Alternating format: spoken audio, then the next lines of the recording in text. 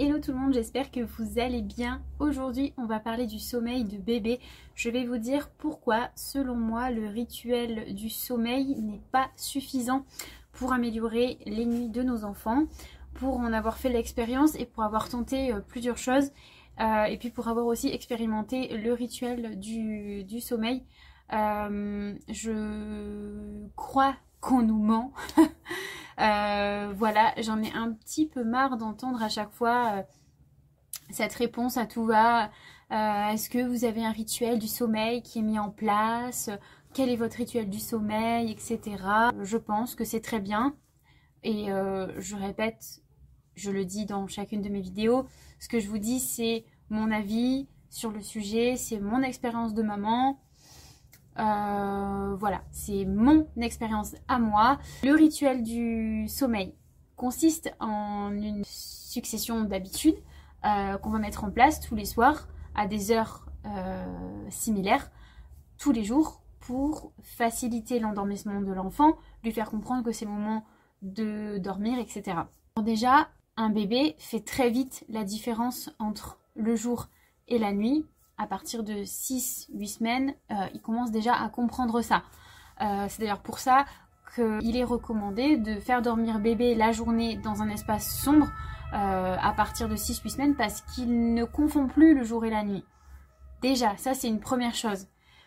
Mais quand on considère que l'enfant ne dort pas toujours à la même heure chaque jour, il me semble assez compliqué de mettre en place un rituel du coucher de façon systématique et de façon similaire tous les jours.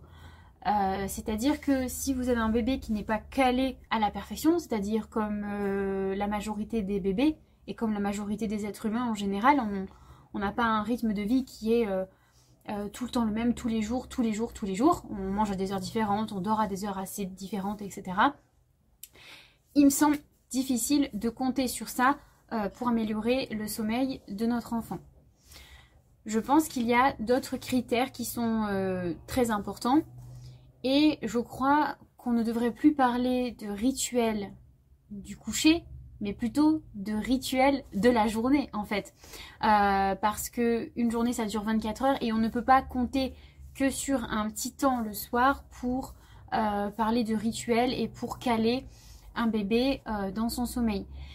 Je crois que il est dans notre devoir de mettre en place des petites routines, de mettre en place des habitudes, d'essayer de faire en sorte que l'enfant ait un rythme de vie sain et équilibré, c'est-à-dire avec des horaires à peu près fixes, mais bien sûr aussi variables, mais que ce ne soit pas l'anarchie tous les jours, à manger à des heures totalement différentes, dormir à des heures totalement différentes, etc.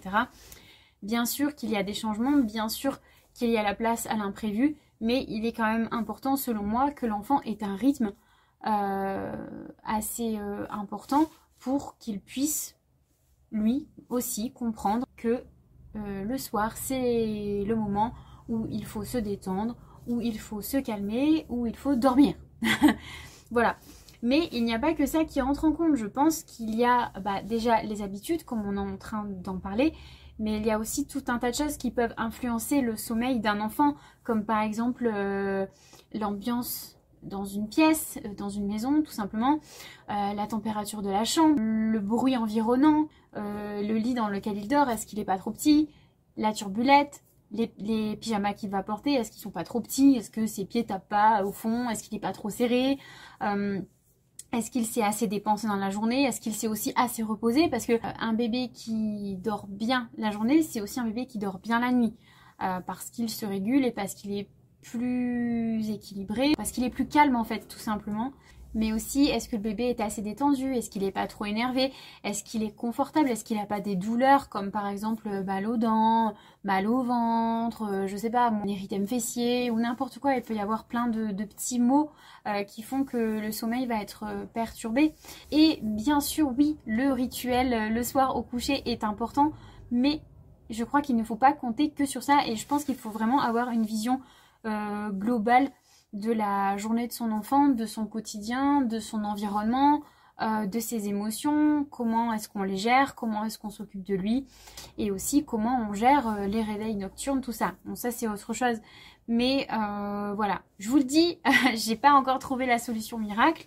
Elena a fait rapidement des nuits complètes, on va dire aux alentours de, je sais pas, peut-être 2 mois. Mais ensuite les choses se sont dégradées, elles se sont améliorées, elle a été malade, et puis ensuite ça allait mieux, et puis ensuite il a commencé à faire chaud. Il y a voilà, toujours des petites choses qui font que le sommeil non, le sommeil est perturbé. Mais je remarque que quand on change certaines habitudes, quand on change certaines petites choses, que ce soit dans la journée ou le soir, et ben on peut voir du changement sur le sommeil la nuit. Donc je crois aussi qu'il faut prendre en compte l'enfant, qui il est, comment il se comporte, quelles sont ses préférences, qu'est-ce qu'il n'aime pas, qu'est-ce qu'il aime dans sa journée, etc. Composer en fait avec sa vie et puis avec la vie des parents pour voir comment on peut améliorer certaines petites habitudes.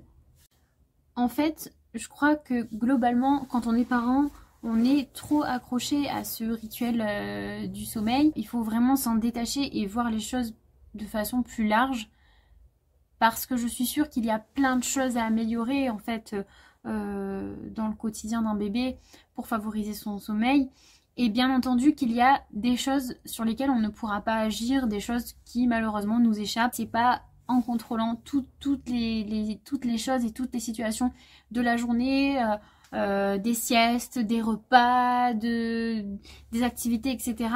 C'est pas en maîtrisant tout ça que forcément le bébé va dormir.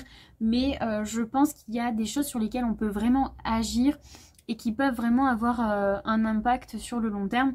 Et pour ça, je crois que le meilleur conseil qu'on devrait retenir et qui du coup est différent d'une famille à l'autre, c'est être à l'écoute de son bébé tout simplement. Et je crois qu'il n'y a aucune conseillère en sommeil bébé qui va pouvoir nous donner les meilleurs conseils. Parce que les parents, c'est nous et c'est à nous d'analyser les situations. Alors quand on nous donne des clés, en nous donnant des pistes d'analyse et voir voilà, où est-ce qu'on pourrait regarder, qu'est-ce qu'on pourrait changer, qu'est-ce qui pourrait être modifié. Là oui, ça peut être intéressant de se faire accompagner, mais quand j'entends des conseillères en sommeil bébé qui ne parlent que du rituel du sommeil, en fait je trouve ça un peu dommage parce que pour moi ça ne suffit pas, c'est pas la réponse à tout, tous les enfants sont différents et en plus quand on parle de rituel du sommeil ça varie forcément d'un enfant à l'autre. Sur internet vous allez voir une liste complète de choses à faire étape par étape comme si les bébés étaient des robots et qu'ils étaient tous les mêmes, mais c'est pas le cas.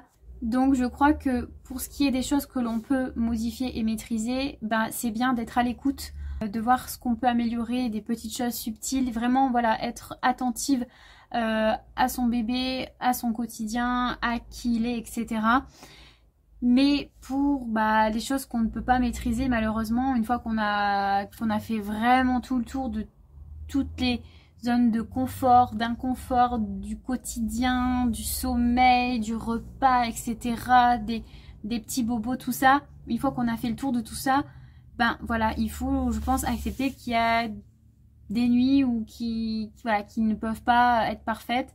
Et voilà, je pense qu'il faut aussi laisser le temps à l'enfant de grandir, d'apprendre à dormir, parce que dormir c'est pas facile non plus. Voilà, il faut le temps qu'il apprenne à enchaîner les cycles, etc. Et c'est notre devoir aussi de l'accompagner. Je crois, pour conclure cette vidéo, qu'il est important d'être attentif à tous les signaux qui pourraient vous faire penser qu'il y a des choses à améliorer pour que le sommeil soit mieux. Mais si le sommeil n'est pas parfait, voilà, c'est pas forcément un problème, même si pour vous ça l'est parce que vous ne dormez pas.